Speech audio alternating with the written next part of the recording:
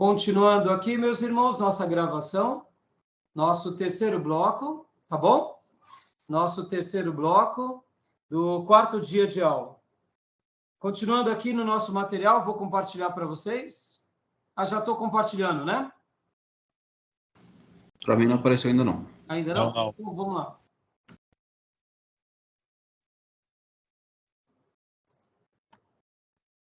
E agora, então, chegamos aos Salmos.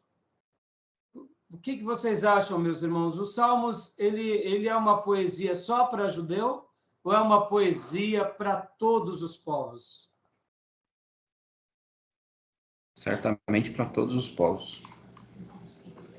E sabe o que mais me fascina, pastor e irmãos, nas poesias cantadas? Porque Davi, ele representa muito esse coração missionário. Ele representa muito o desejo de fazer com que Deus reine sobre todos os povos. Que Deus seja glorificado em todas as nações. Agora, olha que interessante, irmãos. Deixa eu fazer mais um apontamento aqui. Isso é legal demais. Lembra que Davi, o primeiro episódio e o maior dele é com Golias, o filisteu? Lembra disso? Não entendi a sua fala. Se eu puder repetir. A maior conquista, o maior êxito de Davi não foi vencendo Golias, o filisteu? Não foi? Ali foi... Ele já tinha tido outras conquistas. Ele já era um adorador, já tinha vencido um leão e um urso, já tinha sido ungido por Samuel, ele já tocava a Deus, já era um poeta, ele já expulsava demônios com o seu louvor. Olha que fantástico. Tudo isso ninguém via, né? Tudo isso ninguém sabia, mas Deus sabia. Mas, visivelmente, ele tem um momento maravilhoso, que é o momento em que ele, então, consegue vitória sobre quem? Sobre os filisteus. E lembrando aqui, irmãos, que ali foi uma luta de um soldado contra outro soldado, que poderia ter mudado a história do povo de Deus, mas Deus fez o quê? Deu uma grande vitória a Davi. Agora, olha só que interessante. Olha só que interessante, irmãos. Davi começa reinando aonde? O primeiro reinado de Davi foi em que cidade? Vocês lembram? Eu não lembro. Hebrom. E depois que ele se torna, depois de alguns anos, ele vai e se torna Deus do quê? De Israel. Então, em tese, ele era rei de Hebrom, ou seja, era rei dos judeus, da tribo de Judá. Depois ele passa a ser rei das 12 tribos. Tudo bem? Até aí, tudo bem, irmãos? Tranquilo? Sim. Olha só. E os filisteus? Por que Davi não destrói os filisteus? Agora ele era rei. Vocês têm que lembrar que os filisteus estão hoje no mesmo lugar onde seria a faixa de Gaza. As 5 cidades filisteus estão ali. E o que aconteceu naquele episódio? Em que ele está em plena expansão. Ele tinha harmonia com Tiro, com Sidom, tinha a harmonia com os outros povos, estava expandindo o reino. E o que aconteceu com os filisteus naqueles dias? Ele destruiu os filisteus? Não, se tornou amigo deles. Não vamos dizer amigo, mas vamos dizer um relacionamento pacífico. Exato. Mas há um termo na Bíblia que mostra que não foi somente um termo pacífico. Os filisteus reconheceram o poder de Davi, porque vocês têm que se lembrar, irmãos, que ali agora era o quê? Era um reino. Você deixou de ser uma cidade-estado e agora virou um reino. Lembra, Jericó era uma cidade-estado. E agora você tem um reino, você tem 12 tribos debaixo do seu chapéu. Então o poder de Davi se tornou forte. E o que acontece? Os filisteus eram o quê? Eram 5 governadores, ou seja, eram 5 cidades que viviam em harmonia, mas com 5 lideranças. Quando Davi, de fato, tem as suas expansões e luta, inclusive, contra os filisteus e vence, a Bíblia vai falar que as chaves dos filisteus estavam nas mãos de Davi. Ou seja, de uma forma respeitosa, os filisteus passaram a trabalhar agora debaixo de uma harmonia com Davi. Mas Davi poderia impor a eles o extermínio. Por que Davi não fez? Porque, irmãos, Deus nunca quis o extermínio de ninguém. Estão entendendo? Ficou claro isso? Quando Davi lutava contra os filisteus, era porque os filisteus queriam destruir os judeus. No momento em que Davi literalmente ganha essa projeção, os filisteus se dão por vencidos. E eles, então, começam agora a viver debaixo da autoridade de Davi. Olha que interessante. Nos dias de Salomão, as outras nações iam dar tributo a Salomão. Aí temos o reino dividido, não temos? Temos. Olha que interessante. Nos dias de Ezequias, isso que é legal. Irmão, como é gostoso quando a gente vê essas histórias aqui. Percebam que Davi cumpriu com seu papel missionário. Ele desejava levar a palavra de Deus, inclusive aos filisteus, mas não pela opressão e nem pela espada. Quando ele lutava, era porque os filisteus queriam dominar Israel. Então, o momento da luta de Davi era como defesa, não era como aniquilação. Agora que Davi tinha as chaves dos filisteus, cabia a Davi desejar que os filisteus vivessem em harmonia com eles e se convertessem ao Deus de Israel. Mas se eles não quisessem se converter, eles não precisariam necessariamente se converter na marra. Sabe essa ideia da cruzada que tem no cristianismo? Davi não praticou. Eu sei que é muito difícil a gente enxergar isso, mas nós devemos lembrar que todo o Velho Testamento, quando o povo de Deus lutava, era para se defender. Existiam momentos que o povo de Deus lutava para se expandir por ganância, mas muitas vezes Deus até não permitia que eles tivessem êxito. Vamos lá. O rei Ezequias, irmãos. O rei Ezequias foi um rei extraordinário, que o profeta Jeremias, pode entrar, vai mencionar... Obrigado.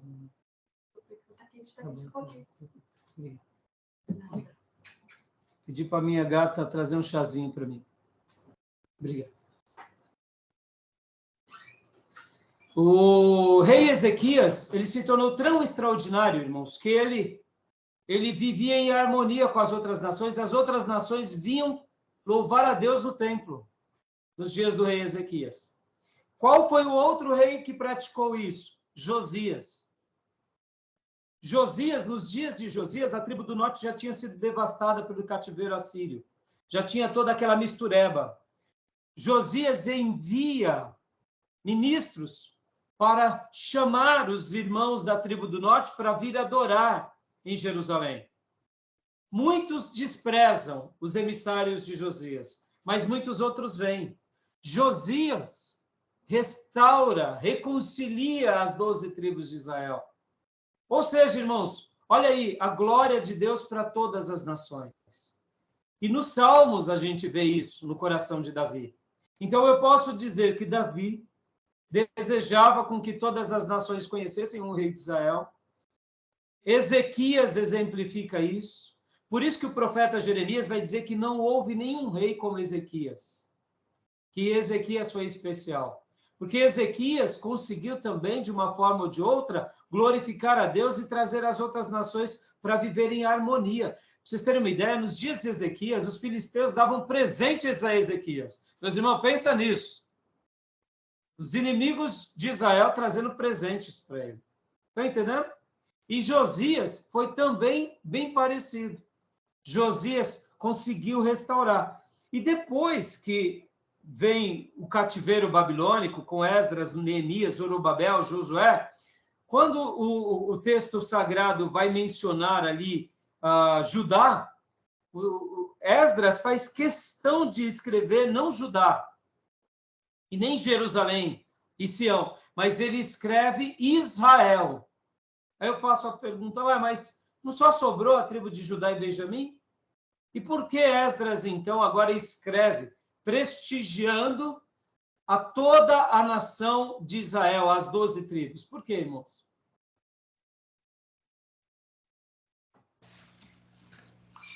Para ele não há divisão? É um povo só? É um povo só. É um povo só, mesmo ele tendo sido ferido por Deus. É um povo só que agora tinha sobrado só um remanescente, mas esse remanescente representava as 12 tribos. Representava esse Deus, para que a glória dele fosse para todas as nações.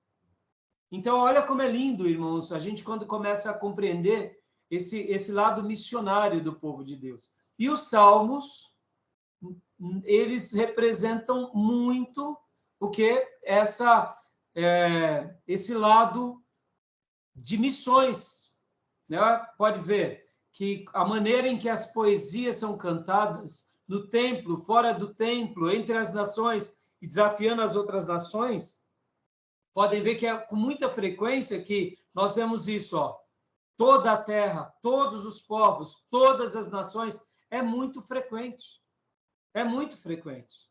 Então, é lindo quando a gente nota o coração missionário aonde? Nos Salmos. E em todos os livros de poesia. Então, a gente vai vendo isso de uma forma muito, muito linda. Tá bom, meus irmãos? Querem fazer algum comentário sobre essa parte? Não. Não? Leia para nós essa parte, pastor Johnny, por gentileza. Eu sim. Eu grifei.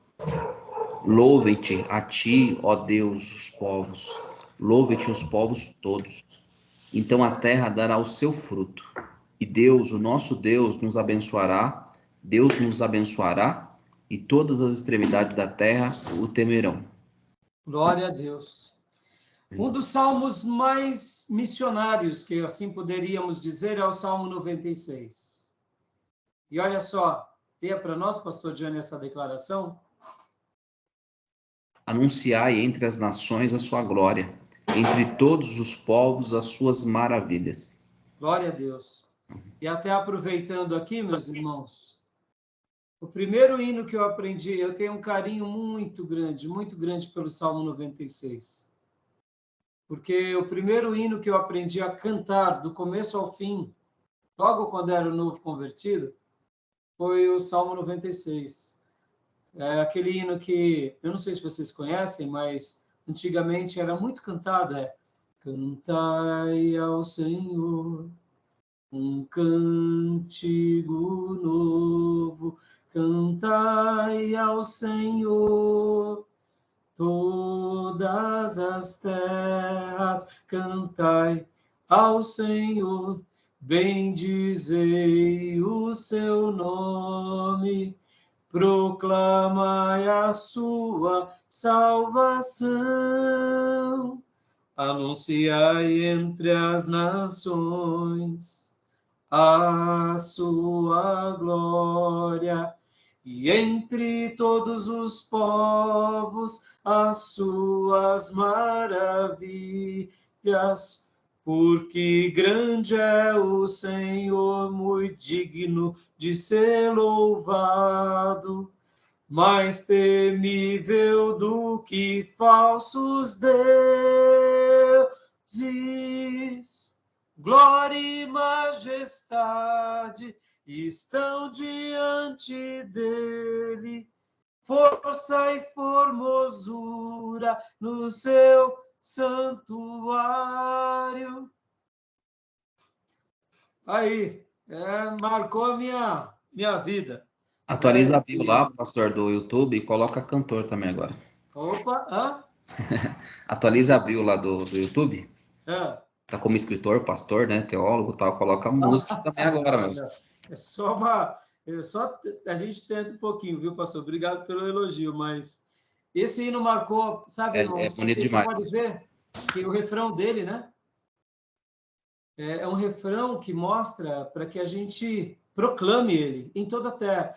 Eu sei que hoje, irmãos, quando nós vemos esse mundo perdido, esse mundo materialista, humanista, diabólico, esse mundo corrompido, tanta gente nominal, tanta gente sem temor. Nós pensamos assim, não, tá tudo perdido. Mas não era diferente no passado, e os servos de Deus tinham essa ousadia. Infelizmente, irmãos, vão existir pessoas de um coração perdido, de uma vida depravada, seguindo as suas próprias paixões, como nós definimos, né, na modernidade, um termo que representa bem a nossa geração, hedonista, que busca só os seus prazeres. Mas um dia éramos assim também, e Deus nos salvou. Então, Davi, os salmistas, os escritores bíblicos e os profetas, o profetismo, eles tinham essa missão, irmãos.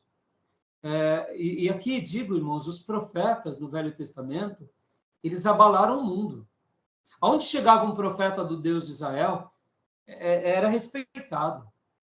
Podem ver que os profetas de Deus na terra de Deus foram humilhados, foram mortos, mas logo veio o castigo sobre o povo. Mas depois Deus continuou levantando profetas na Babilônia, Deus continuou levantando rainhas na Medo-Persa, Deus continuou levantando escribas no Império Medo-Persa, e todos eles eram respeitados. Os profetas de Deus tinham aquilo que José do Egito tinha, que Daniel tinha uma vida de autoridade. Ou como eu disse há pouco na segunda aula, eram como Zorobabel, era um anel de selar, era um renovo. Onde chegava um profeta, chegava um mensageiro de Deus. Irmãos, uma das coisas mais dramáticas que nós vemos da vida dos profetas é Jonas. Jonas vai para Nínive e lá gera a maior conversão da história. 120 mil almas. Então, irmãos, esse lado poderoso do Deus de Israel que chega em toda a terra, era isso que acontecia. E é isso que a gente tem que sonhar como igreja. Que a nossa igreja, que o nosso culto, que a nossa mensagem chegue em toda a terra. Aí talvez vocês digam assim, mas pastor, é tão difícil quando nós temos parentes que são duros, incrédulos, vão contra o evangelho. Irmãos, nessas horas nós lavamos as mãos, irmãos. Lembra que Davi tinha filhos perversos, filhos que quiseram destroná-lo? Davi não deixou de fazer a obra dele. Eu sei que isso é difícil, mas é assim que a gente tem que aprender a conviver. Lembra que Arão teve 2 filhos que foram profanos e apresentou fogo estranho e Deus os mata. E Deus chega até para Arão e diz, não chore, dando uma ideia de, por esses você não deve derramar uma lágrima, porque eles praticaram insulto a mim. É muito forte uma palavra como essa, hein, irmão? Já pensou? Você não poder nem derramar lágrimas por aquele que veio de você? Mas essa era a palavra. Mas, ao mesmo tempo, o próprio Arão, Deus levanta 2 outros filhos, que são piedosos e que dão continuidade ao quê? Ao ministério sacerdotal. Então, irmãos, eu sei que é difícil a gente conviver, muitas vezes, no meio de situações onde nós temos desprezo, até mesmo entre os nossos, mas percebam que Jesus tinha o desprezo dos seus irmãos. Durante o ministério de Jesus, ele não teve o apoio dos seus irmãos, e depois que ele morre e ressuscita, os seus irmãos se convertem. E nós temos 2 homens que escrevem 2 cartas no Novo Testamento, que é Tiago, que vira pastor, e deduzimos que Judas, se não foi um pastor, era um grande líder da igreja primitiva, que se converte depois. Então, nós não podemos perder isso de vista, mesmo tendo as nossas adversidades. Tá bom, meus irmãos? Porque esse é o coração de Deus, é um coração que quer alcançar todas as nações, começando pelos nossos, tá bom? Então, me empolguei aqui, né? Me empolguei aqui, cantei um pouquinho, mas é porque não tem como esquecer. Bom, para a gente terminar, meus irmãos, vamos lá. Então, deixa eu só ver aqui. Então, os Salmos, né? Vamos até ler aqui com os irmãos, o Salmo 150. Olha só, o Salmo 150 é um dos salmos que mais representa isso. Leia para nós, pastor Johnny, por gentileza. Essa parte que eu grifei. Pois não. O Salmo 150, o último hino nesse livro de louvor, é um convite a tudo quanto tem fôlego, para que adore a Jeová através de todos os meios possíveis. Toda a terra deve louvá-lo, pois somente ele deve ser adorado. Amém. E aqui a gente vê que os Salmos não faz outra coisa senão dizer isso. Bom, o propósito proclamado pelos profetas, eu acabei de dar uma síntese, não preciso entrar em muitos detalhes, né? Mas qualquer dúvida, os irmãos depois conversam e me perguntem no particular, né? Acabei de citar aqui Jonas. Temos também os grandes profetas maiores, chamados Isaías. O que é o profeta Isaías? Não um profeta missionário, né, irmãos? Pelo amor de Deus, né? É o profeta que enxerga Jesus de uma forma maravilhosa.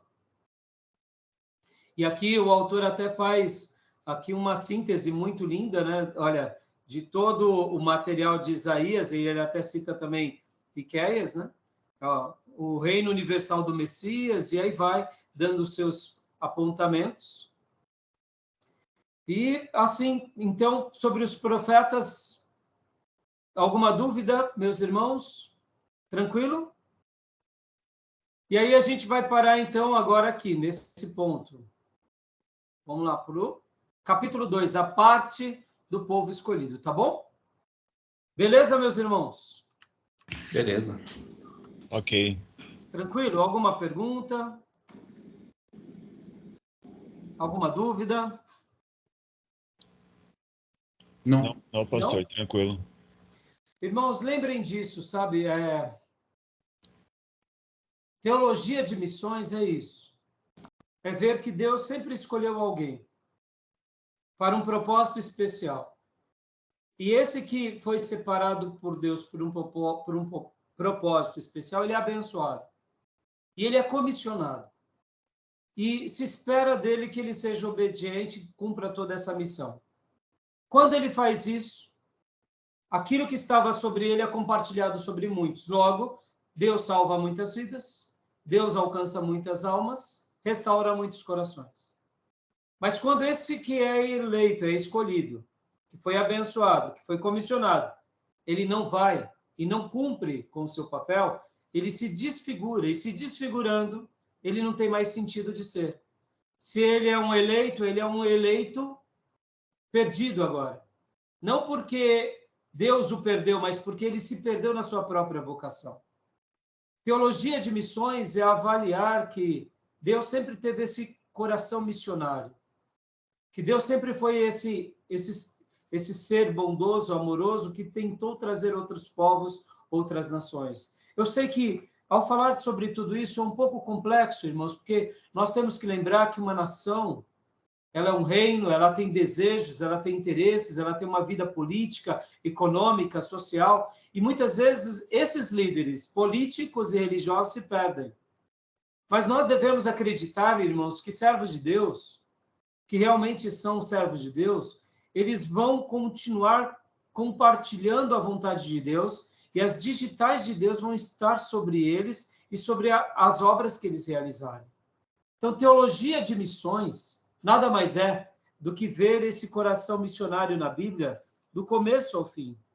Ver esse coração de Deus separando um povo como um povo sacerdotal. Que mesmo no contexto da revelação de Deus, seja ele qual for, seja um momento antes do patriarcado, no patriarcado, no período da lei, no período da monarquia dividida, da monarquia sentenciada no cativeiro, da monarquia que agora regressa, ou do povo que regressa, a gente vai ver que sempre houve uma atuação de Deus, ora querendo salvar esse povo e querendo usar esse povo. Então, estudar isso só aquece o nosso coração.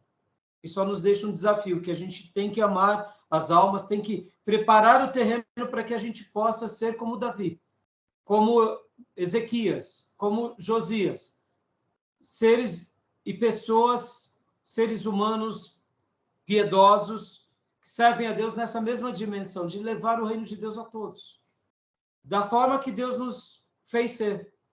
Criando ali uma comunidade forte, um povo forte, enviando missionários com motivações corretas. Porque, irmãos, como eu disse nas aulas passadas, tanta coisa tem sido feita para Deus, mas eu pergunto, realmente tem sido para Deus ou tem sido para nós mesmos? Tem sido para Deus ou tem sido para as nossas vaidades e igrejas? Tem sido para Deus ou tem sido para as nossas políticas? E aqui fica uma pergunta. Porque tudo aquilo que não é feito para Deus de todo o coração, Deus não recebe. Então, muitas vezes, nós estamos construindo uma religião e não uma igreja. Estamos construindo um império e não o corpo de Cristo. Tá bom, meus irmãos? Beleza? Então, paramos aqui, tá bom? Nessa parte, né? Como eu disse, capítulo 2. E, assim, semana que vem, irmãos, que será a quinta aula, eu pretendo correr e concluir esse livro e já fazer uma síntese do outro, tá bom? Mas, como eu disse para vocês, irmãos, nós teremos 10 encontros, então vai dar para a gente trabalhar. Eu prefiro gastar mais tempo em teologia de missões do que até em outros assuntos. Por exemplo, se eu tiver que não dar algum outro tema do nosso programa, eu faço questão, porque, na minha opinião, com todo respeito, irmãos, eu vejo que hoje o povo de Deus ele está um pouco perdido. A gente é muito tribal, os pastores são tribais, os grupos são vaidosos, não é querendo falar, irmãos, longe de ser melhor do que qualquer pessoa, mas hoje as igrejas estão cheias, os pastores não têm mais aquele respeito uns pelos outros, as denominações. Então, na minha opinião, a nossa igreja contemporânea se tornou uma igreja muito política. Se o pastor ele faz parte ali do meu nicho, fala o que eu quero, ele é muito bem-vindo. Se ele pensa de forma contrária, ele já se torna um inimigo. Hoje se pega membros das igrejas dos outros como se fosse algo normal. Não, meus irmãos, não é normal. Né? Essas coisas não deveriam ser assim. Então eu pergunto, ora, se falta essa ética dentro da igreja, como que a gente vai fazer missões? Eu antigamente ouvi que os irmãos, mesmo sendo uma igreja doente, os irmãos da congregação, eles pescavam em aquário, não é? Era essa frase, né? Que eles eram pescadores de aquário. Eles vinham pescar dentro do peixe, eles não iam no alto mar, eles não iam no rio, eles iam pescar no aquário. É muito fácil, o peixinho está ali. Você fica esperando, ele ficar com fome, você pega ele. Os neopentecostais, e aqui fica uma crítica, não só aos neopentecostais, mas aos pastores históricos, aos pastores de denominações sérias, políticos. Eles não apenas pescam em aquário, eles roubam o aquário. Pode ver, hoje em dia você pega o aquário do outro. Hoje em dia tem pastores que torcem para um outro pastor sucumbir, fechar a igreja, porque você vai receber muitos membros. Irmão, isso não é cristianismo. Agora, como que uma igreja dessa vai fazer um evangelismo para o reino, vai enviar missionários para o reino? Perceba, a congregação era pescadores de aquário, os neopentecostais são ladrões de aquário. Pode ver, irmãos. Se eles puderem, eles pegam todos, inclusive pastores. Então fica aqui a nossa denúncia. E pastores tradicionais, pastores avivados, pastores pentecostais, têm se enveredado para esse caminho? Infelizmente. Se enveredaram para o caminho político? Infelizmente. Então fica aqui, né, esse apelo, porque eu quero acreditar que quando Deus realmente nos organizar como igreja, e aqui falo, sendo pastor de uma pequena igreja, Deus vai nos usar muito mais na terra, tá bom? Eu não estou falando com isso que a gente está falhando em tudo. Não é isso. Tem muitos pastores de Deus, muitas igrejas abençoadas, estamos aqui tentando fazer o nosso papel.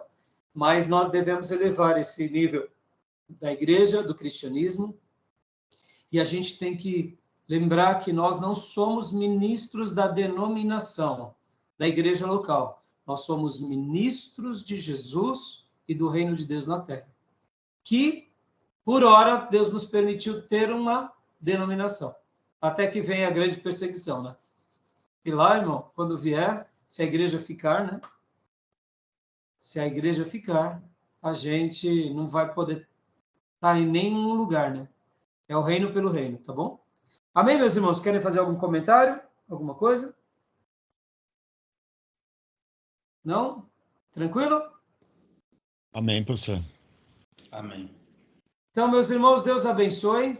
E, querendo Deus, nos vemos na terça-feira. E as minhas ovelhinhas, nós nos vemos sábado, na nossa escola bíblica. Tá bom? Deus abençoe, meus irmãos. Desculpem hoje aqui pelo novo formato, até pelo pouco de atraso, em virtude do problema que deu no meu computador, né? Mas conseguimos mais uma vez fazer aqui a nossa aula, tá? Deus abençoe, meus irmãos. Amém. Obrigado. Amém. Boa noite. Boa noite. Boa noite. Amém. Paz a todos. Descanso, graças a paz, pessoal. Pastor Johnny, frente para mim, por favor.